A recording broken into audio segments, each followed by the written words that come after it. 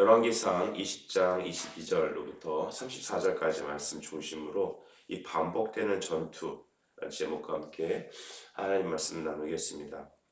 지난 시간에 우리는 아람과 베나닷, 즉 베나닷과 이 북이스라엘의 전쟁이 있었던 것을 알게 됩니다. 이 불법적인 침범이었죠.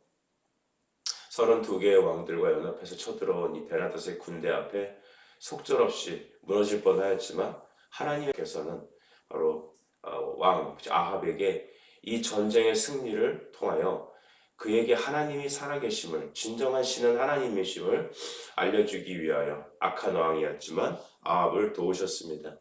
그래서 모든 군대를 통하여 베나닷을 철저히 물리치게 하셨죠.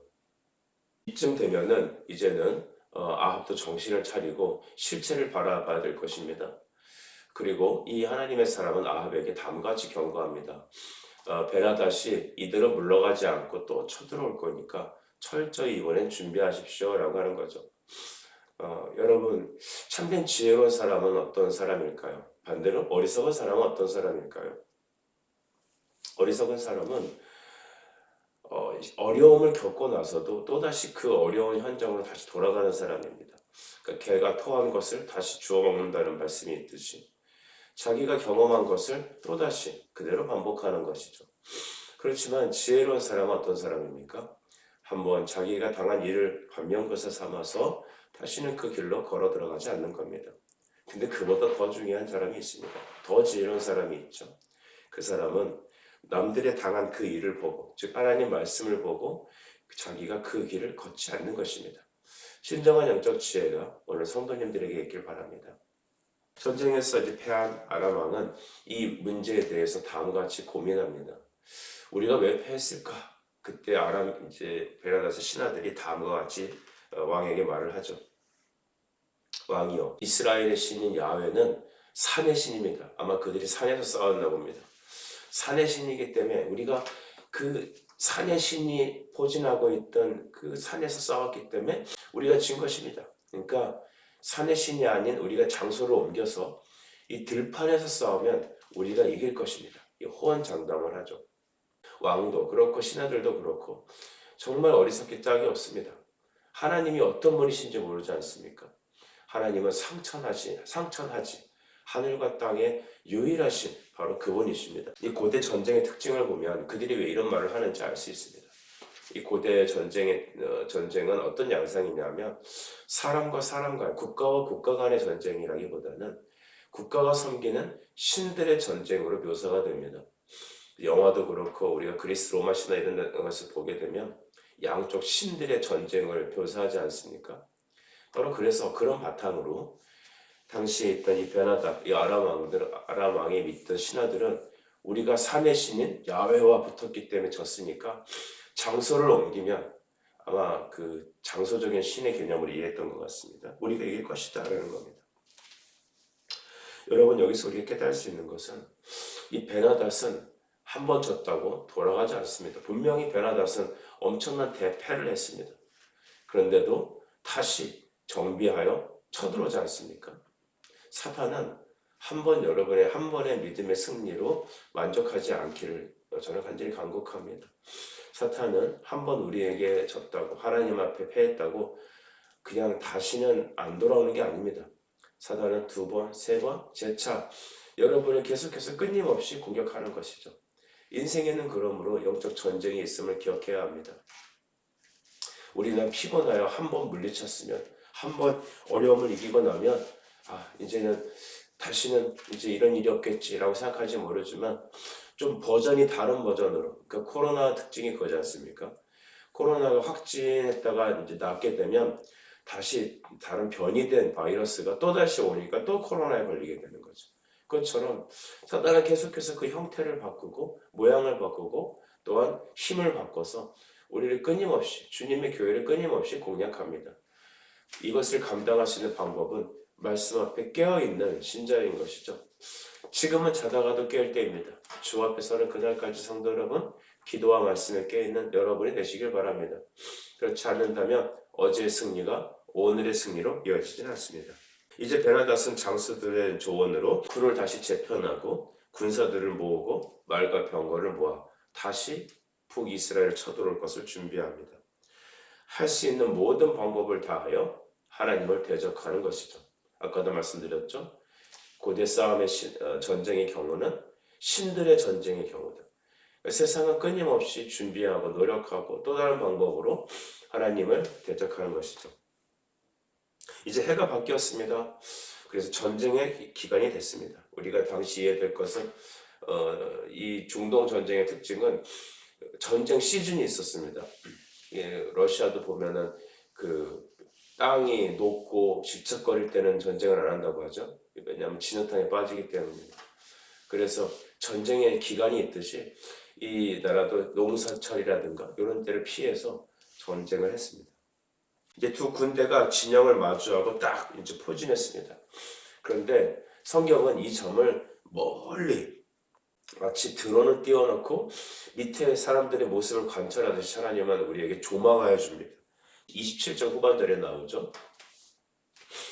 이스라엘의 군대를 보니까 마치 그 두 염소떼와 같아. 그러니까 목동이 염소를 몰고 다닐 때 이렇게 옹기종기 모여 다니지 않습니까? 그 염소떼와 같이 이제 모여 있는데 이 베나닷의 군대는 땅에 가득하여서 마치 사람으로 벌판이 뒤집힌 것 같이 그렇게 가득하게 모였다고 하는 것이죠. 그러니까 군사적으로도 이제 도저히 상대가 안 될 그런 상황입니다.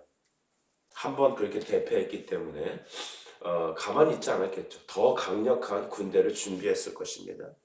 그래서 전쟁이 시작되고 7일 만에 두 군대가 격돌을 하였죠. 결과는 어떻게 됩니까? 하루에 10만 병사가 죽게 되었다라고 말합니다. 그리고 베나닷은 골방으로 도망칩니다. 하나님은 이 점에 대해서 선지자에게 28절 후반절에 내가 이 큰 군대를 다 내 손에 넘기리니 너희는 내가 여호와인 줄을 알리라 했습니다. 이 큰 군대를 다 북이스라엘에게 넘기면서 그때 승리를 통하여 내가 너의 하나님인 줄 알겠다고 말씀하신 것이죠. 여러분, 우리는 홍해바다 레슨을 통해 알고 있습니다. 출애굽기 보면 이스라엘 백성들이 출애굽을 건너기 전에 그들은 하나님께 부르짖죠. 살려달라고. 그때 하나님이 하셨던 말씀과 동일합니다. 너희는 내가 여호와인 줄 알 것이다. 여러분, 하나님은 여러분의 삶 속에 도저히 감당할 수 없는 모든 부분들을 믿음의 기도를 통하여 이루게 하시고 그를 통하여 우리에게 주시고자 하는 메시지가 있는 겁니다. 그것은 내가 너의 하나님임을 보여주겠다는 것입니다. 오늘도 여러분 하나님의 기적 같은 역사를 기대하십시오. 사람의 방법과 룰을 계획하지 마시고, 즉 우리가 미래를 계획하고 작정하고 준비할 필요는 있지만 그 계획이 반드시 내 생각대로 되지 않는다는 것을 먼저 생각하십시오. 왜 내 인생이 내 마음대로 안 되지라고 생각하면 여러분 큰 코 다치는 겁니다. 하나님은 우리의 주인이십니다. 우리 인생의 주도자이십니다. 우리가 준비했다고 해서 우리 생각대로 되는 게 아닙니다. 때로는 우리가 생각하지 않는 다른 방법을 요구하십니다. 어제도 제가 젊은 목사님들하고 만나 잠깐 교제를 했는데 그 목사님들이 이렇게 얘기하시더라고요. 아, 목사님, 요새 그 청년 대학부 사역이 너무 어렵다는 겁니다. 특별히 이 대학부 사역이 너무 힘들대요. 20대 초반에 이 젊은이들이 너무 힘들대요. 그 본인도 젊으면서 이 젊은이들이 너무 힘들다는 겁니다. 그래서 그들의 말을 들어보면 이제는 자기의 삶을 내놓으려고 하지도 않고 자기의 계획대로 되지 않으면 무조건 일을 그만두려고 하고 이런 좀 폐쇄적이고 또 좀 어떻게 보면은 자기 생각 중심적인 그런 모습들을 보면서 너무 사역이 힘들다고 말을 합니다. 그렇습니다. 시대가 바뀌었고 사람들의 태도와 생각은 달라졌고 과거에 역경을 겪고 그것을 이겨냈던 세대와 다르게 오늘 역경이란 자체는 피해가 된다고 생각하는 자기중심적인 그런 세대가 되었다고 봅니다. 그런데 여러분, 그 세대에게 맞춰야겠습니까? 저는 그렇게 믿습니다. 저희보다 더 위에 계신 어른들은 유교를 경험하고 일제치해를 경험했을 겁니다. 그들의 생각과 또한 오늘 현 시대 30대, 40대를 살아가는 우리의 시대는 또 다를 것이죠. 그러면 그 다른 시대마다 각각 다르게 하나님의 기준이 적용되어야 되겠습니까? 그러지 않습니다. 말씀으로 통일해야 합니다. 성령 안에서 통일해야 합니다. 그래야 교회지. 자기 주장대로 살면은 여러분 안 될 것입니다. 목회 방법도 마찬가지고 인생을 살아가는 방법도 마찬가지입니다. 하나님의 방법은 무엇입니까? 내가 오늘 여호와인 줄 너에게 보여주겠다라는 겁니다. 출애굽기 3장 14절 말씀을 보시면 모세가 하나님 당신의 이름이 무엇입니까? 라고 물어볼 때 나는 스스로 있는 자라 말합니다. 즉 나는 나일 뿐이다라는 것이죠. 그 히브리적 의미를 잘 보게 되면 하나님을 만난 사람, 즉 하나님께서 자기 자신을 우리에게 계시하셔서 만나주신 그 사람, 하나님을 만난 그 사람만이 하나님을 안다는 것입니다. 그래서 I am who I am입니다. 나는 나라고 하는 자인데 나라고 하는 자를 만난 너가 바로 나인 줄 알 것이다라는 것이죠. 여러분, 누가 하나님을 압니까? 귀로 들어서 머리 똑똑해서 성경 내용을 잘 알아들어서 그 사람이 하나님을 아는 게 아닙니다. 하나님을 아는 것은 하나님이 그에게 자기를 나타내어 주셔서 말씀을 통하여 성령을 통하여 하나님을 경험한 그 사람, 하나님이 임재해 있는 그 사람을 여러분 우리는 하나님으로 아는 겁니다. 여러분 그 하나님이 아는 지식이 여러분에 있길 바랍니다. 우리 자녀들에게 있길 바라는 것이죠. 하나님이 아합이 잘해서 그 북이스라엘 도와주는 게 아니지 않습니까? 어떻게든 아합에게 하나님의 하나님 되심을 보여주셔서 그가 회개하고 북이스라엘이 하나님께로 다시 돌아오기를 주님은 기대한 것입니다. 그래서 하루에 10만 명이나 되는 이 베나닷의 군대를 싹 정리하신 것이죠. 이제 또 베나닷의 모습을 또 성경은 조망하죠. 31절 이후에 쭉 설명이 나옵니다. 베나닷과 신하들은 다시 살 궁리를 짭니다. 항복하고 와서 회개하면 되는데 끝까지 하나님을 대적하고 버티는 겁니다. 그리고 뭐라고 얘기하냐면 우리가 보니까 이 북이스라엘 왕은 되게 인자왕이다. 인격적인 왕이다라는 거죠. 그러니까 인정에 약하고 모질지가 못하니까 우리가 그의 약한 마음을 이용합시다. 오늘날 이 한국 사람들과 너무 비슷해요. 그 인정, 그 뭐랄까요? 그 사람의 그 포퓰리즘 있잖아요. 그 감정을 이용해서 군중 심리를 이용해서 아니면 요즘 또 우리가 대주되는 게 인권이에요. 인권. 그것을 이용해서 포퓰리즘을 통해서 아주 휴머니즘을 통해서 인정에 약한 그들의 약한 점을 갖고 우리 살려달라고 불쌍한 티를 내자라는 겁니다. 그러니까 불쌍한 척하고 가서 우리를 살려주십시오. 잘못했습니다. 애걸하고 나는 당신의 종입니다 하니까 32절 후반절에 보면 아합이 이렇게 말합니다. 그가 아직도 살아있느냐? 그는 내 형제니라. 정말 바보입니다. 두 번이나 이스라엘을 멸망시키려고 쳐들어온 작정하고 쳐들어온 이 베나닷의 이 마음의 중심을 모르는 거죠. 우리가 그렇게 세상에서 여러분 구원받고 하나님의 자녀가 됐음에도 여전히 사탄이 사탕발림으로 여러분이 다가오니까 그래 너는 내 형제다. 그와 다시 연합하겠다는 거 아닙니까? 그리고 33절 보면 심지어는 좋은 징조로까지 여깁니다. 여러분 우리가 보면 무슨 일이 있을 때 오늘 뭐 하늘이 이렇게 된 거 보니 오늘 재수가 좋겠군. 뭐 지나가다 뭘 주스니까 운이 좋겠군. 점집에 가면은 이거 부적을 갖고 다니면 당신 아들이 공부를 잘할 거예요. 액땜을 할 겁니다. 뭐 이렇게 말하고 있지 않습니까? 그러니까 이 베나닷을 취하는 거는 내가 액땜을 한 겁니다. 그래 그동안 전쟁을 2번이나 했고 뭐 이런 일이 있지만 이제 이스라엘이 돌아왔으니까 이건 앞으로 내 팔자가 잘 풀릴 좋은 징조다. 철저히 우상에 쩔어 있는 이 아합 왕의 행태를 봅니다. 여러분 사람 안 바뀝니다. 사람 진짜 안 바뀝니다. 근데 어떻게 바뀔까요? 십자가 앞에 완전히 깨어져야 바뀌는 겁니다. 하나님은 여러분의 필요한 것을 채워주시며 좋게 좋게 갈 생각이 없습니다. 우리 안에 있는 이 불신앙을 완전히 깨트리신 분이 하나님이십니다. 죽어야 삽니다, 여러분.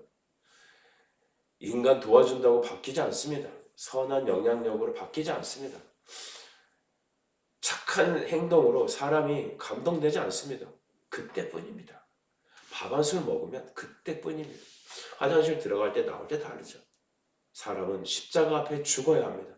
내가 예수 그리스도와 함께 죽고 다시 살아나는 것 거듭나야 바뀌는 겁니다. 결국 여러분 자기 병거에 이 베나잣을 올리고 그들과 함께 갑니다. 그러니까 다시 이제 그들과 조약을 맺으니까 이 사람은 다메섹에서 있는 이 베나닷은 이렇게 말합니다. 이 전에 당신 아버지께로부터 받았던 뺏었던 모든 땅 다 돌려주겠습니다. 여러분 이때쯤 되게 되고 조약을 맺으니까 이 아합의 마음이 어떻겠습니까? 그래 내가 잘 선택했어. 저 사람하고 잘 이렇게 정치적으로 조약을 맺으니까 땅도 돌아왔지. 좋은 게 아니겠어? 하나님은 여러분이 세상과 함께 있기를 원하지 않습니다. 신앙은 그래서 세상과 같이 갈 수 없는 겁니다. 시편 4절에 이렇게 기록되어 있죠.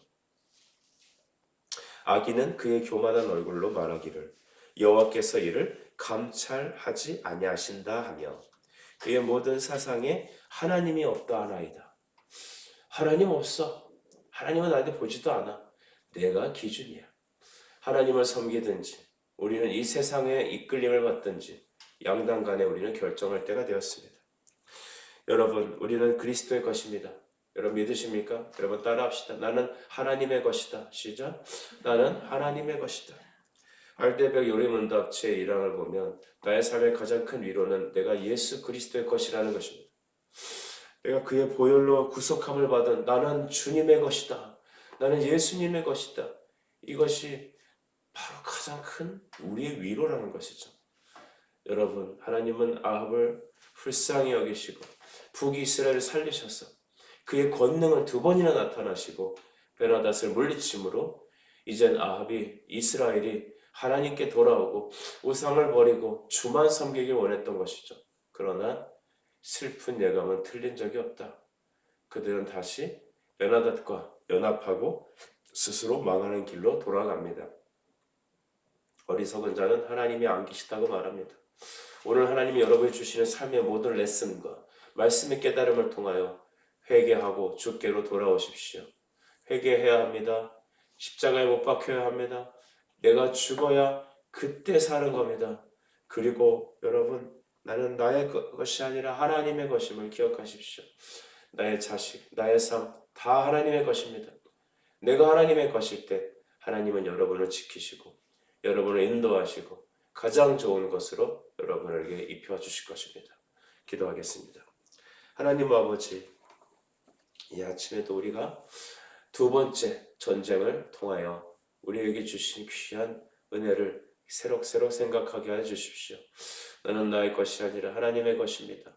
어리석은 자는 하나님이 안 계시다고 말합니다. 우리가 하나님 안 계신 자처럼 살지 않고 하나님이 나의 주인이심을 고백하며 내 생각대로가 아닌 주의 뜻을 묻는 이 하루가 되게 해주시옵소서. 예수님의 이름으로 기도드립니다. 아멘.